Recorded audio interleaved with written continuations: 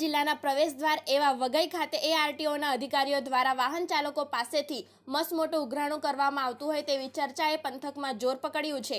ત્યારે RTO વિભાગના અધિકારીઓ દ્વારા પોતાની મનમાની ચલાવવામાં આવતી હોય તેવું સ્પષ્ટ થતું જોવા મળી રહ્યું છે। ડાંગ જિલ્લો એ મહારાષ્ટ્રની સરહદને અડીને આવેલ જિલ્લો છે, તેમજ ગુજરાત રાજ્યનું એકમાત્ર ગિરિમથક સાપુતારા ડાંગ જિલ્લામાં આવેલ છે। ત્યારે ગિરિમથક સાપુતારા ખાતે મોટી સંખ્યામાં પ્રવાસીઓ આવતા હોય છે, તેમજ મહારાષ્ટ્ર રાજ્યમાં જવા માટે પણ સાપુતારા થઈને જ વાહન ચાલકો પસાર થતા હોય છે।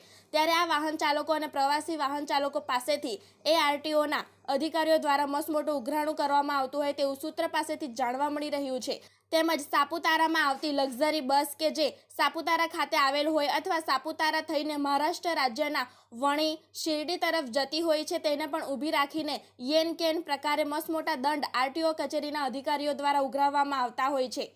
તેમજ મહારાષ્ટ્ર રાજ્યના નાસિક તરફથી દરરોજ અસંખ્ય શાકભાજીના વાહનો સાપુતારા વઘઈ થઈ સુરત, વડોદરા, અમદાવાદ તરફ જતા હોય છે। ત્યારે આ શાકભાજીના વાહનોને પણ RTO કચેરીના અધિકારીઓ ઊભા રાખી ઉઘરાણું કરતા હોય છે, જેના કારણે આ વાહનો ધરમપુર તથા ઉમરઠાણા થઈ ડાયવર્ટ થતા હોય છે, જેના કારણે સાપુતારા માલેગામ ટોલને લાખોનું નુકસાન થઈ રહ્યું છે। ડાંગ જિલ્લામાં આ પ્રકારની ચર્ચાઓને કારણે એવું સ્પષ્ટ થતું જોવા મળી રહ્યું છે કે RTO વિભાગના અધિકારીઓ દ્વારા પોતાની મનમાની ચલાવી લઈને પોતાનો આર્થિક સ્વાર્થ સંતોષવામાં આવી રહ્યો છે। જો કે આ સમગ્ર મામલામાં આ ચર્ચાઓમાં હકીકત અને તથ્ય કેટલું તે પ્રશ્ન બની ગયો છે। તેમજ ડાંગ RTO અધિકારીઓની કનડગતને કારણે સાપુતારા પ્રવાસન સ્થળની મુલાકાત લેતા પ્રવાસીઓની સંખ્યામાં પણ ઘટાડો થઈ રહ્યો છે, જેના કારણે સાપુતારાનું પ્રવાસન ઉદ્યોગ ઠપ્પ થઈ રહ્યું હોવાની ચિંતા પણ વ્યક્ત કરવામાં આવી રહી છે। બ્યુરો રિપોર્ટ, તાપી સ્વરાજ ન્યૂઝ, ડાંગ।